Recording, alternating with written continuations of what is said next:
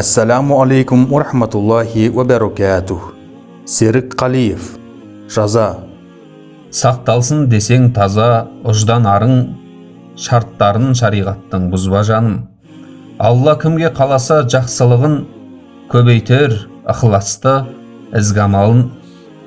Жазғандай жұртқа жағар өткір өлең, қуанба көңіліңмен көк түреген.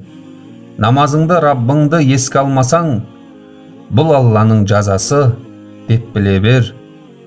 Көркемдейсің түріңді, кісі көрер, жүрегіңнің толуда, іші немен, Құраныңа құмарта алмауың да жазасы деп Алланың түсіне бер.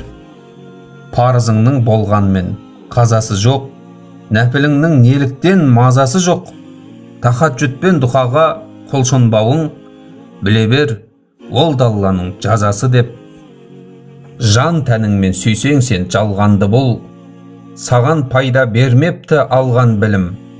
Оразаға ынтығып тұра алмасаң, ол да Алладан алыстап қалғандығың. Қабірді ойлап жүрегің селт етпесе, қорқыныштан көзден жасын мөлт етпесе, тәубең қабыл бола ма күнәлардың, өкініші жүректі өрт етпесе.